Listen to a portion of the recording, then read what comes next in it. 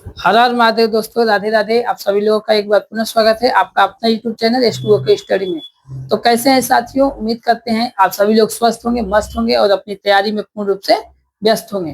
तो दोस्तों, आज भी हम आपके लिए लेके आए हैं बीपीएससी टीआरई 4 के टॉप 40 क्वेश्चन, जो कि टीआरई 4 के एग्जाम के लिए बहुत ही ज्यादा मोस्ट इंपॉर्टेंट रहने वाला है। तो चलिए हम लोग आज की क्लास को जल्द से जल्द स्टार्ट करते हैं, ठीक है। तो आज का हम लोग का पहला क्वेश्चन है,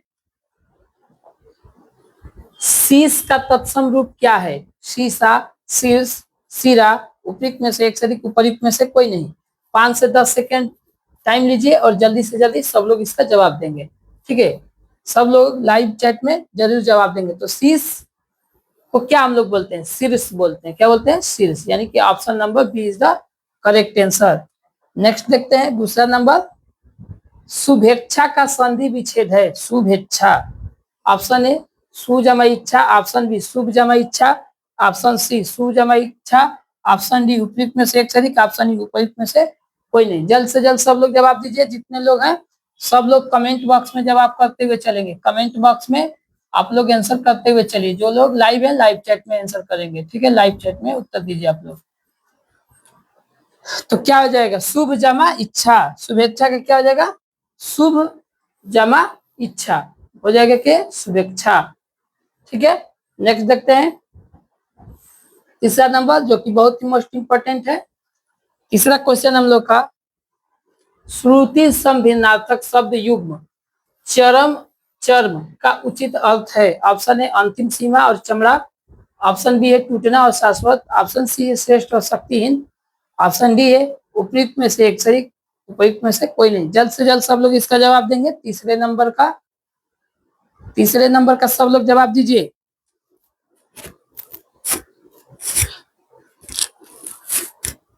क्या हो जाएगा इसका? चरम। तो बोलते हैं ना कि कोई चीज अपनी चरम पे होता है। तो चरम का मतलब क्या होता है? अंतिम सीमा। अगर कोई चीज चरम पे है मतलब कि ये अंतिम सीमा पे है, ठीक है। तो अंतिम सीमा इसमें है, बाकी में तो है नहीं, तो इधर तो ऐसे ही कट गया। ये चर्म का मतलब क्या होता है? चमड़ा। तो आंसर क्या हो जाएगा? Option number A is the correct answer. चलेंगे नेक्स्ट देखेंगे। चौथा नंबर, अनेकार्थी शब्द नाग का निम्नलिखित में से एक अर्थ है। नाग का अर्थ बताना है आप लोगों को। मोक्ष हो जाएगा, पारा हो जाएगा, हाथी हो जाएगा, या एक से अधिक हो जाएगा, या उपयुक्त में से कोई नहीं। जितने लोग हैं सब लोग लाइव चैट में जवाब जरूर करेंगे। क्या हो जाता है? नाग का मतलब, नाग बोलते हैं किसको? हाथी को भी बोलते हैं। नाग किसको बोलते हैं? हाथी को। हाथी का सूंड देखते हैं ना, नाग जैसा होता है, ऐसे पूरा हाथी का जो सूंड होता है ये वाला, तो ये नाग जैसा होता है हाथी का सूंड, ठीक है ना। इस वजह से नाग भी बोल सकते हैं उसको। नेक्स्ट देखेंगे पांचवा नंबर, उपमा अलंकार में कुल कितने तत्व होते हैं? उपमा अलंकार में कुल कितने तत्व होते हैं? ऑप्शन ए है 4, option B 5, option C 6, option D उपयुक्त में से एक से अधिक, ऑप्शन ई उपयुक्त में से कोई नहीं। सब लोग जवाब देंगे। तो उपमा अलंकार में कितने होते हैं? तत्व होते हैं। एक होता है उपमेय, फिर क्या होता है? उपमान, साधारण धर्म, और एक क्या होता है? वाचक शब्द।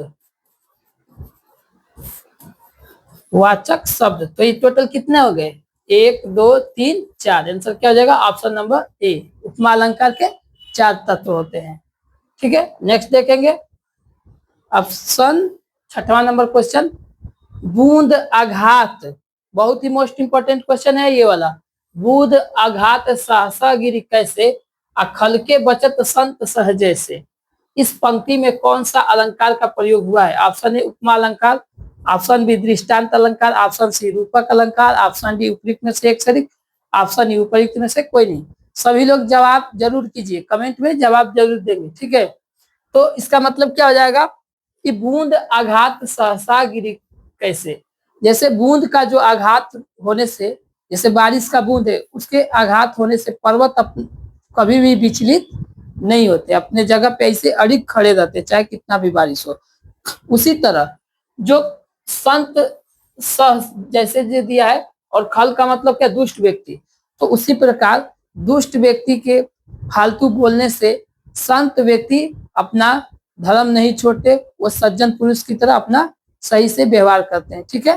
तो उसके कहने से वो अपमानित नहीं होते, ठीक है। जिस तरह पर्वत अडिग रहता है उसी तरह संत व्यक्ति भी अपना क्या रहता है, अडिग रहता है अपने शब्दों पे, ठीक है। तो आपको इससे क्या सीख मिलता है, ये मिलता है कि आप लोगों को क्या करना चाहिए, अगर इस टाइम आपको कोई फालतू कमेंट करता है तो उससे लड़ाई झगड़ा करने के बजाय आप लोग पर्वत की तरह अस्थिर रहिए, संत और सज्जन बने रहिए, ठीक है। समय आएगा जवाब दिया जाएगा, ठीक है।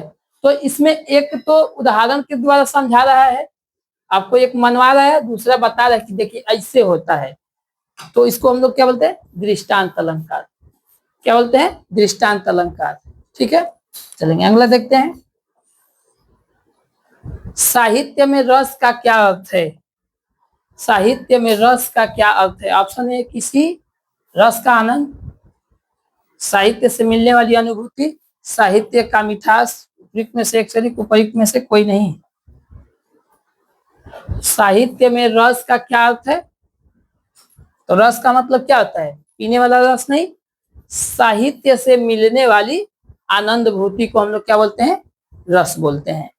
नेक्स्ट देखेंगे 8वां नंबर, केशव कहीं न जाई का कहिए, ठीक है।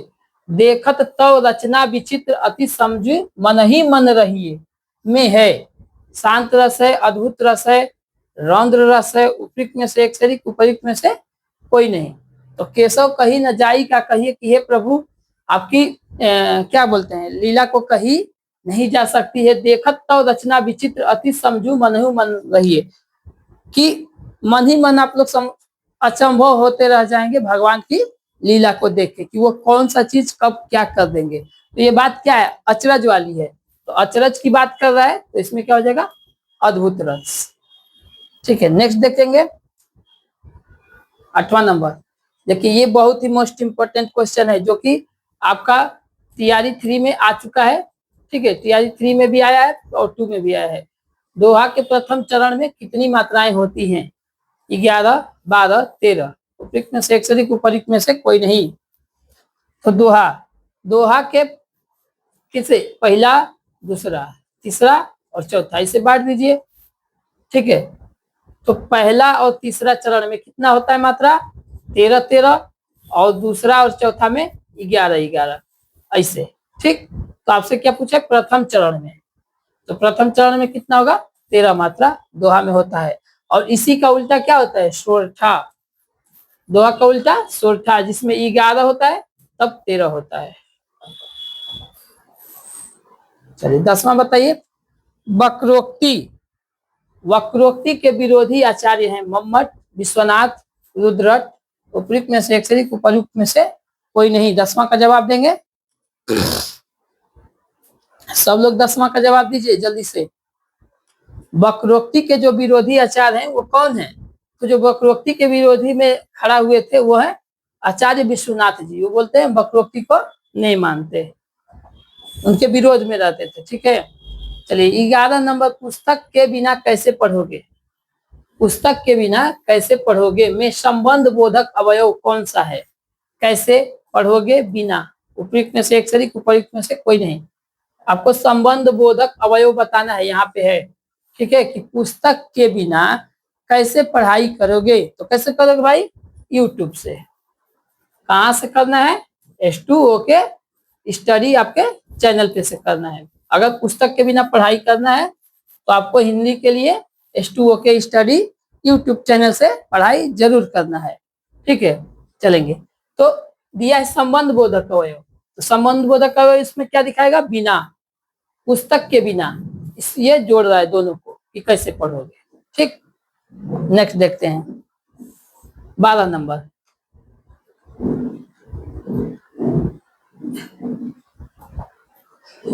निम्नलिखित वाक्यों में रेखांकित किए हुए भाग में कौन सा पदबंध है। दिया है कि गीत गाती हुई, यहां तक रेखांकित है, स्त्रियां पानी भरने जा रही है, विशेषण, क्रिया, संज्ञा, उपयुक्त में से एक से अधिक, उपयुक्त में से कोई नहीं। 12 नंबर का सब लोग जवाब देंगे जल्दी से जल्दी। तो क्या पूछा है आपसे, पदबंध कि इसमें कौन सा पदबंध है, क्रिया विशेषण पदबंध है, क्रिया पदबंध है, विशेषण है, या इनमें से कोई नहीं है। तो देखिए कहां तक रेखांकित किया हुआ है कि गीत गाती हुई, इतने तक, स्त्रियों को नहीं लिया है। तो ये स्त्री की अब क्या बता दिए कि विशेषता बता रहे कि गीत गाती हुई स्त्रियां पानी भरने जा रही। जो स्त्री है, इससे पहले भी होता था जब गागर लेके कलश लेके जो लंबी दूरी पे पानी भरना होता था, तो पहले जमाने में ज्यादातर ये होता था। तो जाती थी स्त्रियां, तो क्या करती हुई जाती थी, गीत गाते हुए जाती थी। तो वही बोल रहे, तो ये इसकी विशेषता बता रहे, किसकी, स्त्रियों की। तो संज्ञा की जो विशेषता बताता है उसको क्या बोलते हैं, विशेषण। तो ये क्या हो गया, विशेषण पद। देखिए ऐसे पकड़ लेंगे। अगर अगर अगर देखिए, अगर इसी में ये यहाँ तक रहता अंडरलाइन, स्त्रियां तक, तो स्त्रियां क्या, ये आपका संज्ञा है, तो तुरंत क्या हो जाता है, ये संज्ञा पदबंध हो जाता है, पदबंध। ठीक है ना, ऐसे याद रखेंगे। नेक्स्ट 13 नंबर, बादल घिर आए, बादल घिर आए और बारिश होने लगी। रचना की दृष्टि से वाक्य है आज्ञावाचक, संयुक्त, सरल, उपयुक्त में से एक से अधिक, उपयुक्त में से कोई नहीं। जल्दी से बताएंगे। बादल घिर गए, बादल क्या हो गए, घिर आए और बारिश होने लगी। तो ये और शब्द से जुड़ा है। तो और किस में जुड़ता है, संयुक्त वाक्य में। ठीक है, कौन सा वाक्य में, संयुक्त वाक्य जो होता है और से जुड़ता है आपका, कि राम आया और खाना खा के चला गया। तो ऐसे ही बादल आए और बारिश होने लगी। नेक्स्ट देखते हैं, प्राणदा, प्राणदा, प्राणदा के लिए अनेक शब्द है। जीवन देने वाली दवा, जीवन चाहने वाली राह, प्राण रहने का अभ्यास, उपयुक्त में से एक से अधिक, उपयुक्त में से कोई नहीं। तो प्राणदा का आपको मतलब बताना है। प्राणदा, द मतलब होता है देने वाला, और प्राण मतलब जीवन देने वाला। तो जीवन देने वाली क्या, दवा, जीवन देने वाली दवा, इसको हम लोग बोलते हैं प्राणदा। चलिए देखिए 15 नंबर क्वेश्चन पे हम लोग आगे धीरे धीरे और देखते हैं। अपनी करनी पार उतरनी का अर्थ है, ऑप्शन ए है दूसरे के कर्म फल को स्वयं भी भोगना पड़ता है। ऑप्शन बी है अपने कर्म का फल स्वयं भोगना पड़ता है। ऑप्शन सी है कर्म का फल अवश्य मिलता है। ऑप्शन डी है उपयुक्त में से एक से अधिक। ऑप्शन ई है उपयुक्त में से कोई नहीं। जल्दी से बताएंगे। अपनी करनी पार उतरनी, तो क्या हो जाएगा, अपने कर्म का फल स्वयं भोगना पड़ता है। जैसा आप कर्म करेंगे आपको वैसा फल मिलेगा। ठीक है ना, पढ़ाई करेंगे तो नौकरी मिलेगा, नहीं करेंगे नहीं मिलेगा। ठीक है, तो अभी तक जिन्होंने लाइक नहीं किया है, ऑलमोस्ट कई लोग तो कर देते हैं लेकिन बहुत लोग भूल भी जाते हैं, तो एक बार याद दिला दे कि जो लोग अभी तक लाइक नहीं किया है वो एक बार लाइक कर दे, और जो नए आए भाई वो चैनल को सब्सक्राइब करके रखे। ठीक है ना, सब्सक्राइब करके रखिए। और देखिए सभी के सभी लोग ये बेल आइकन वाली घंटी को दबा के रखिए। ठीक है, ऑल बटन, वो भी तो बेल आइकन की घंटी को दबा के रखेंगे ताकि जो भी नोटिफिकेशन आता है आप लोग को तुरंत क्या हो जाए, प्राप्त हो सके यूट्यूब पे हमारी। ठीक है, चलिए आगे बढ़ते हैं।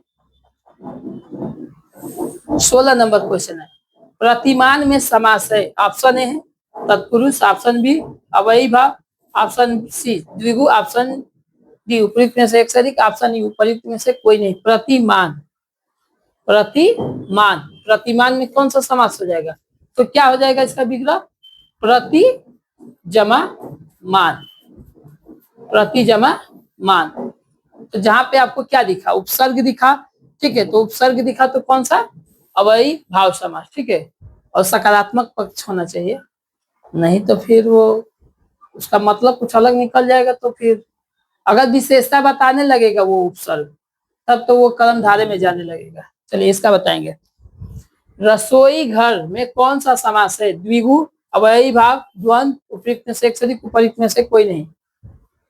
बताएंगे। रसोई घर, इसका मतलब क्या होता है रसोई घर का, रसोई के लिए घर, रसोई के लिए घर। तो यहाँ पे आपको क्या दिखा, यहाँ दिखा कारक चिन्ह, तो उपयुक्त में से कोई नहीं। कौन सा समास हो जाएगा, तत्पुरुष समास। कारक चिन्ह दिख गया तो तत्पुरुष समास।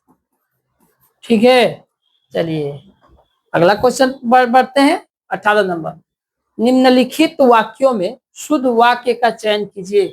ऑप्शन ए है आपका, उसने वहां पहुंचकर शोर मचाया। ऑप्शन बी है, उसका घर मेरे को मालूम नहीं।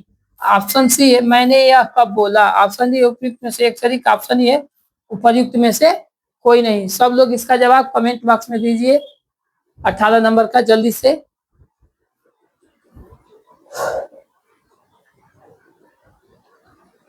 तो चलिए इसका चीड़ फाड़ करते हैं। कैसे करेंगे? उसने वहां पहुंचकर शोर मचाया, ये बात सही है। उसका घर मेरे को मालूम नहीं। देखिए, मेरे को तेरे को ये सब नहीं चलता हिंदी में, ये सब ठेठी लैंग्वेज में चल सकता है, दिल्ली वाला, तेरे को मेरे को, लेकिन नहीं, मुझको मालूम नहीं, तुमको मालूम नहीं। इज्जत देना है भाई, हिंदी हमें इज्जत देना सिखाती है। देखिए तीसरा, मैंने यह कब बोला। देखिए सब तो सही है इसमें, लेकिन ये कब आया है, तो यहाँ प्रश्नवाचक होना चाहिए था, जो कि नहीं है, तो ये इस वजह से गलत हो गया। यानी कि ऑप्शन सिर्फ और सिर्फ कौन बचा? ऑप्शन नंबर ए, उसने वहां पहुंचकर शोर मचाया। 19 नंबर, अर्वाचीन का विलोम शब्द है। अर्वाचीन यथार्थ, प्राचीन, वर्तमान, उपयुक्त में से एक सही, उपयुक्त में से कोई नहीं। 19 का जवाब देंगे सब लोग। क्या हो जाएगा? अर्वाचीन। अर्वाचीन का मतलब क्या होता है? नया, आधुनिक। अब बताएंगे तो इसका विलोम क्या हो जाएगा? आधुनिक का प्राचीन। ठीक है, चलेंगे नेक्स्ट देखेंगे। तलवार का पर्यायवाची शब्द है। तलवार, करवाल, घरवाल, धारदार, उपयुक्त में से एक सही, उपयुक्त में से कोई नहीं। तलवार का पर्यायवाची शब्द है। तो तलवार को हम लोग क्या बोलते हैं? तलवार को करवाल भी बोलते हैं, चंद्रहास भी बोलते हैं। ठीक है, चंद्रहास, ये भी याद रखेंगे, दोनों बोलते हैं। कहीं कहीं ये भी देता है, चंद्रहास भी इंपॉर्टेंट है।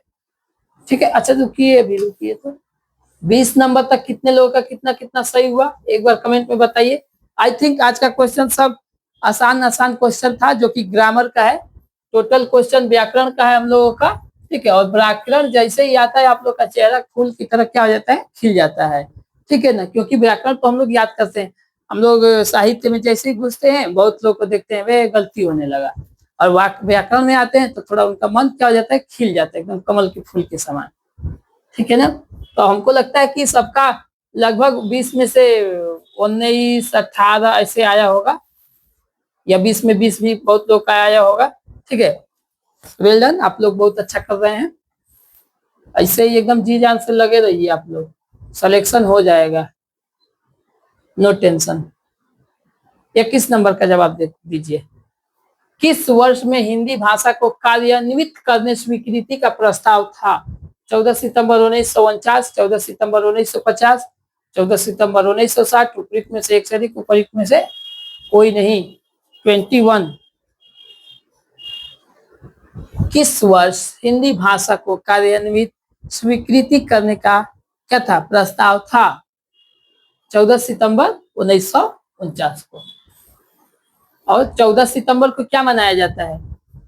14 सितंबर एग्जाम में आया था अगली बार।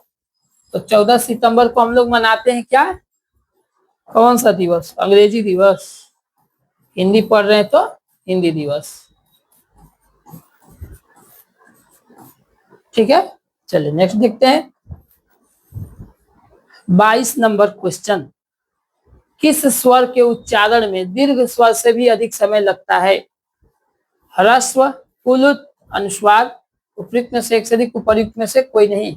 किस स्वर के उच्चारण में दीर्घ स्वर से अधिक समय लगता है? देखिए सबसे कम तो क्या किसमें लगता है? ह्रस्व में, इसके बाद दीर्घ में, उससे भी ज्यादा पुलुत में। जैसे हम लोग पढ़ते हैं ना, ओ करके, तो पूरा लंबा खींचता है, तो उसको हम लोग क्या बोलते हैं? पुलुत स्वर बोलते हैं। ठीक है, चलिए नेक्स्ट बताते हैं आपको। 23 नंबर, किस व्यंजन का उच्चारण स्थान तालव्य है? म, झ, ग, उपयुक्त में से एक से अधिक, उपयुक्त में से कोई नहीं। बताएंगे उच्चारण स्थान क्या है? तालु, तालु, तालु, तालु। ठीक है, तो म कैसे है, म देखिए दोनों ओठ सटेगा, प फ ब म, तो ये क्या हो जाएगा, ओठ सट रहा है तो ओष्ठ वाला हो जाएगा, किस वाला, ओष्ठ हो जाएगा इसका। ये झ, च छ ज झ, देखिए तालु से सट रहा है, तो ये हो गया तालव्य। और ये ग नंबर क्या है, क ख ग घ, यहां से निकलता है, तो ये कंठ से हो गया, कंठ से हो जाएगा, ठीक है, तो ये याद रखेंगे। तो आंसर कौन सा होगा भाई जी, तालव्य वाला पूछा है ना, तो आंसर क्या हो जाएगा, ऑप्शन नंबर बी हो जाएगा, ऑप्शन नंबर बी हो जाएगा। नेक्स्ट देखते हैं 24 नंबर, धार्मिक में प्रत्यय है, धार्मिक, धार्मिक में कौन सा प्रत्यय है, क इक मिक, उपरिक्त में से एक से अधिक, उपरिक्त में से कोई नहीं, धार्मिक में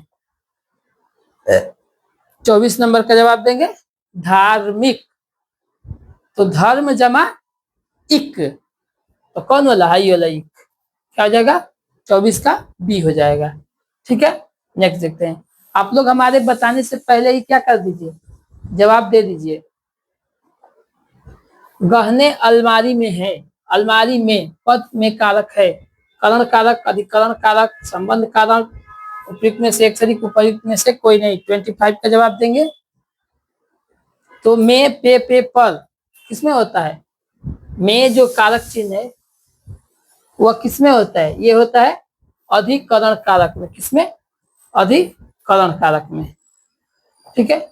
नेक्स्ट देखते हैं 26 नंबर, निम्नलिखित में से, निम्नलिखित प्रश्न में 4 विकल्प दिए गए हैं, उस विकल्प का चयन करें जो सर्वनाम के भेद का सही विकल्प है, जिसको हमने बुलाया था वह आया है, उत्तम पुरुष है, निजवाचक पुरुष है, निजवाचक पुरुष का निजवाचक है, संबंधवाचक है, उपयुक्त में से एक से अधिक, उपयुक्त में से कोई नहीं, जिसको हमने कल बुलाया था वह आया है।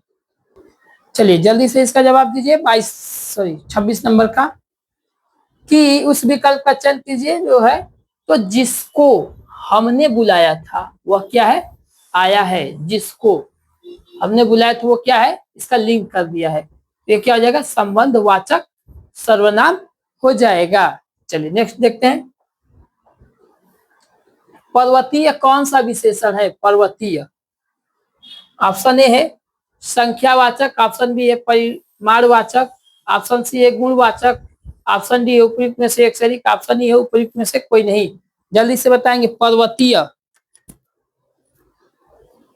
पर्वतीय कैसा है, पर्वत से जुड़ा है, पर्वतीय, तो कैसा हो जाएगा, तो जो है पर्वतीय है वो हम लोग का हो जाएगा या कौन सा, गुणवाचक विशेषण, गुणवाचक विशेषण हो जाएगा। नेक्स्ट देखते हैं 28 नंबर देखते हैं,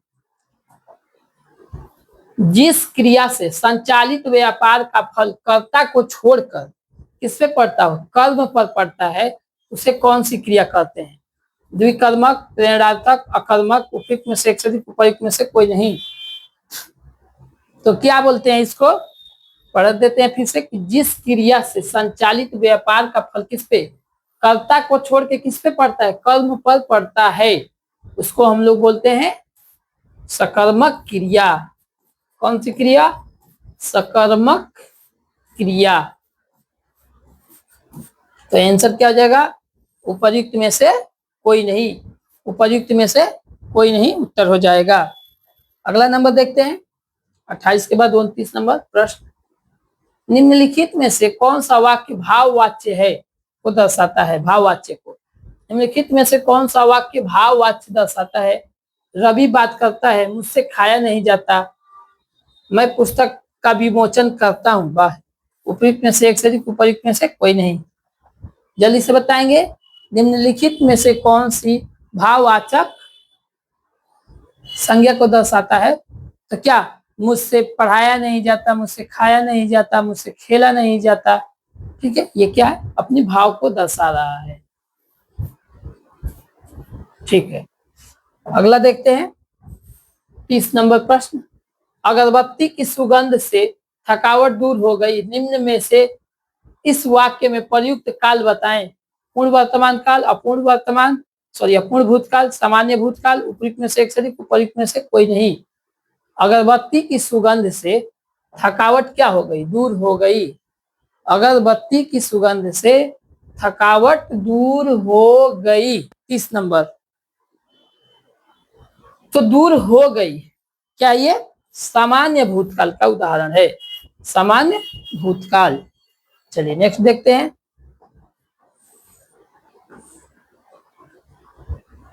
प्रतिदिन खेलते हो, देखिए प्रतिदिन से पहले तुम लगा लेना। तुम प्रतिदिन खेलते हो, पर उपयुक्त वाक्य में प्रतिदिन कौन सा क्रिया विशेषण है? कालवाचक क्रिया विशेषण, परिमाणवाचक क्रिया विशेषण, गुणवाचक क्रिया विशेषण, उपयुक्त में से एक से अधिक, उपयुक्त में से कोई नहीं। प्रतिदिन, दिन प्रतिदिन, रोज रोज, काल परसों नरसों तरसों, ये सब क्या हो जाएगा हम लोग का? समय को दर्शा रहा है, तो समय को दर्शा रहा है तो क्या हो जाएगा? कालवाचक क्रिया विशेषण। चलिए नेक्स्ट देखते हैं 32 नंबर।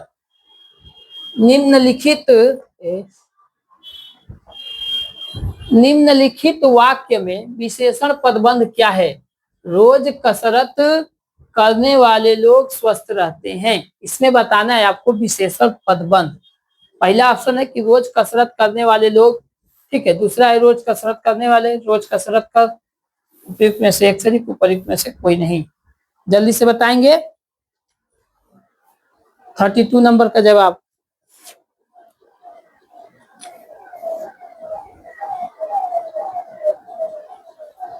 विशेषण पदबंध बोला है ना, तो आपको कितना लेना है? जहां तक विशेषण हो। लोग ले लेंगे तब तो फिर वो संज्ञा में चला जाएगा, सर्वनाम पदबंध संज्ञा में, तो ये तो नहीं लेंगे, यहीं तक लेंगे। रोज कसरत करने वाले, ये क्या हो जाएगा? उनकी लोगों की विशेषता बता रहे हैं कि जो लोग रोज कसरत करते हैं वो क्या रहते हैं? स्वस्थ रहते हैं। Option B is the correct answer. 33 का जवाब देंगे। निम्नलिखित में संयुक्त वाक्य का चयन कीजिए। संयुक्त वाक्य बताना है। मैं तुम्हारे साथ व्यापार करना चाहता हूँ। ऑप्शन बी, उसने खाना खाया और सो गया। ऑप्शन सी है, परिश्रम करके सफलता प्राप्त करो। उपयुक्त में से एक से अधिक, उपयुक्त में से कोई नहीं। जल्दी से बताएंगे। निम्नलिखित में से संयुक्त वाक्य बताना है। संयुक्त वाक्य 33। मैं तुम्हारे साथ व्यापार करना चाहता हूँ, ये कौन सा वाक्य? ये तो क्या हो गया? सरल वाक्य हो गया, ठीक है। दूसरा क्या है? उसने खाना खाया और सो गया, ठीक है, ये ठीक है। परिश्रम करके सफलता प्राप्त की, तो ये सरल हो गया। तो बचा ये दूसरा वाला जो है, उसने खाना खाया और क्या हो गया? सो गया। और जहां पे भी और देखना है और दो सेंटेंस को जोड़ता है तो वहां पे संयुक्त वाक्य होता है, ठीक है। चलिए नेक्स्ट देखते हैं 34 नंबर। चलिए, प्रज्ञा चक्षु, प्रज्ञा चक्षु के लिए वाक्यांश। बुद्धि जिसका नेत्र हो, बुद्धि और ज्ञान होने वाली प्रज्ञा, प्रज्ञा और चक्षु जिसके समान हो, उपयुक्त में से एक से अधिक, उपयुक्त में से कोई नहीं। जल्दी से जल्दी बताएंगे। प्रज्ञा चक्षु, प्रज्ञा चक्षु, तो प्रज्ञा चक्षु का मतलब क्या होता है? बुद्धि जिसका नेत्र हो, मतलब सब कुछ वो अपना बुद्धि विवेक से करता हो, प्रज्ञा चक्षु। चलिए नेक्स्ट देखते हैं 35। बोए पेड़ बबूल का आम कहाँ से होए, लोकोक्ति का सही अर्थ है। ऑप्शन ए है, कर्म करो फल की इच्छा न करो। ऑप्शन बी है, कर्म और फल को कोई संबंध नहीं। ऑप्शन सी है, जैसा कर्म करोगे वैसा फल मिलेगा। ऑप्शन डी है, उपयुक्त में से एक से अधिक। ऑप्शन ई है, उपयुक्त में से कोई नहीं। तो सुने ना कविदास का कि बोए पेड़ बबूल का अमवा कहाँ से होए, ठीक है ना। तो यानी कि आप बबूल का पेड़ बोएंगे तो आम उस पर नहीं फरेगा ना। मतलब क्या है इसका कहने का? मतलब ये है कि कर्म करो फल की इच्छा मत करो, नहीं, ये तो फिर दूसरा हो जाएगा। कर्म और फल का कोई संबंध नहीं, बिल्कुल गलत। जैसा कर्म करोगे वैसा क्या होगा? फल मिलेगा, ठीक है। आप लोगों को पता है, जैसा आप कर्म करेंगे वैसा भगवान द्वारा फल मिलता है। कई बार उससे भी खतरनाक मिल जाएगा अगर बुराई करते हैं तो।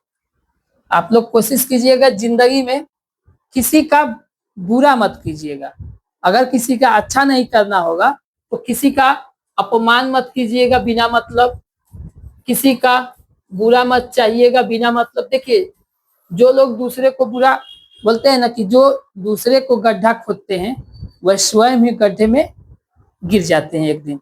तो दूसरों के लिए कभी अपने मन में गड्ढा नहीं खोदना है। अपना ईमानदारी से कम कमाइए, ईमानदारी से कमाइए, ठीक है। दूसरों के लिए नहीं करना है, क्योंकि जैसा हम लोग कर्म करते हैं ना, सच में वैसा फल मिलता है। कहने नहीं है आज नहीं मिलेगा, 5 साल बाद मिलेगा, 5 साल नहीं तो 10 साल बाद मिलेगा। वो कहावत है ना, आप पे नहीं पड़ेगा, आपके जो बीवी बच्चा है उस पे पड़ेगा आगे चल के। वो बोलते हैं, कहावत क्या है कि अब क्या बताएं, थोड़ा सा देहाती टाइप का भोजपुरिया में कहावत है हम लोग के इधर कि अशब्द भाषा है, उसका बुरा नहीं मानेंगे, है कहावत कि जैसन कर्म वैसन कमाई, पूत भतार का आगे आई। तो जैसा कर्म करेंगे और कमाई करेंगे, उसका आपका पुत्र का और अपना पति का, आपकी पत्नी के, वो किसी न किसी रूप में निकल जाएगा, ठीक। इसीलिए कर्म हमेशा बिल्कुल अच्छा करना है। आंसर इसका क्या हो जाएगा? सी। 36 नंबर, गौशाला में कौन सा समास है? ऑप्शन ए तत्पुरुष समास, ऑप्शन बी द्वंद्व समास, ऑप्शन सी बहुव्रीहि समास, ऑप्शन डी उपयुक्त में से एक सही, ऑप्शन ई उपयुक्त में से कोई नहीं। जैसे कि दो लोग तैयारी करते हैं ना, इसका आंसर देते रहिएगा, आराम से हो जाएगा। जो दो लोग तैयारी करते हैं आपस में, तो मन मन दो लोगों में जब कंपटीशन है तो सोचता है कि मेरा सिलेक्शन हो जाए, उसका ना हो जाए। ऐसा बिल्कुल मत सोचिएगा, बिल्कुल भी नहीं सोचिएगा, ठीक है ना। ऐसा सोचने वाले लोगों का खुद सिलेक्शन नहीं होता और उसका दोस्त का हो जाता है। ऐसा हम देख चुके हैं अपने दोस्तों में, अपने कई लोगों को देख चुके हैं। उन लोग चाहते हैं कि मन मन चाहते हैं कि मेरा सिलेक्शन हो जाए, उसका मत हो। वो हमसे कैसे आगे निकल रहा है, दोस्ती यारी की बात बता रहे हैं। तो आप लोग ऐसा मत कीजिएगा। आज जो लोग यही सब उल्टा उल्टा सोचते हैं, वो अपना पढ़ाई से दिमाग हटा के उसको डिस्टर्ब करने पे लग जाएंगे। तो वो डिस्टर्ब होगा तो आप भी होंगे, हो सकता है रात को जाके पढ़ ले, आप उसको डिस्टर्ब करने में रह गए हो, ठीक है। तो इसीलिए किसी का बुरा नहीं चाहना, सोचना है मैं भी सिलेक्शन लूं और मेरे दोस्त भी सिलेक्शन लें। जैसे कि हम लोग के ग्रुप में 2-3 लोग थे, तो हम बोलते थे, जब भी हम लोग बोलते थे तो हम बोलते थे कि देखिए भाई, सिलेक्शन होगा तो तीनों लोगों का साथ होगा, और तीनों लोगों का साथ हो गया तो साथ लेके चलना है। किसी को ये नहीं करना है कि अपना भला चाहना है, ठीक है। किसी के लिए बबूल का पेड़ नहीं बोना है, किस लिए क्या बोना है? आम का पेड़ बोना है, ताकि आपके भी बच्चे जब खाएं तो उसको कांटा न चुभे, आम मीठा मीठा मिले। चलिए, गौशाला, गौशाला में तत्पुरुष समास हो जाएगा, ठीक है। गायों के लिए शाला, गौशाला, तत्पुरुष समास। नेक्स्ट देखेंगे, भीष्म पितामह ने आजीवन शादी न करने का प्रण लिया था। रेखांकित शब्द का समास होगा, कर्मधारय, अवयवी भाव, द्विगु, उपयुक्त में से एक सही, उपयुक्त में से कोई नहीं। आजीवन, क्या लिखा है? आजीवन, ये क्या है यार? यहाँ पे अवयव दिख गया, उपसर्ग दिख गया, तो अवयवी भाव समास हो जाएगा। चलिए नेक्स्ट देखते हैं 38 का, 4 विकल्पों में से शुद्ध वाक्य चुनिए। 4 विकल्पों में से शुद्ध वाक्य को क्या कीजिए? चुनिए। ऑप्शन ए है आकाशवाणी से यह समाचार कहा गया, ऑप्शन बी है आकाशवाणी से यह समाचार सुनाया गया, ऑप्शन सी है आकाशवाणी से यह समाचार प्रसारित किया गया, ऑप्शन डी उपयुक्त में से एक सही, ऑप्शन ई है उपयुक्त में से कोई नहीं। चलिए बताएंगे जल्दी से 38 का क्या हो जाएगा? आकाशवाणी से समाचार क्या किया जाता है? प्रसारित किया जाता है। सुने होंगे रेडियो वाले जमाने में, चाहे कभी भी, ये दूरदर्शन का आकाशवाणी केंद्र है, यहाँ पे समाचार प्रसारित किए जा रहे हैं, ठीक है। तो समाचार प्रसारित किए जाते हैं।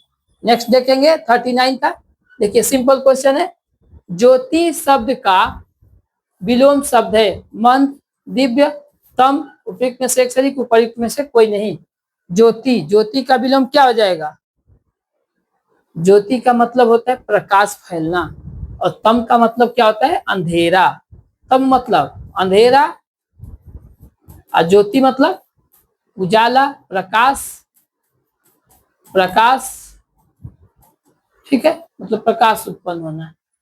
चलिए फाइनली गाइज हम लोग का आज का लास्ट क्वेश्चन, विशिख क्या है? विशिख किस शब्द का पर्यायवाची है? तरु, सरोवर, बाढ़, एक से अधिक, उपयुक्त में से कोई नहीं।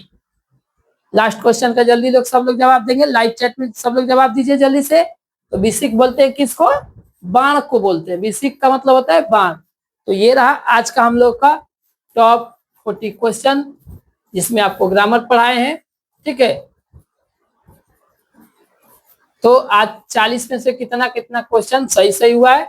आज की क्लास कैसी लगी कमेंट बॉक्स में जरूर बताएं। वीडियो अच्छी लगी हो लाइक करेंगे, जाते जाते शेयर करके जाएंगे, ठीक है। जो चैनल पर नए होंगे चैनल को सब्सक्राइब कर लेंगे। जय हिंद।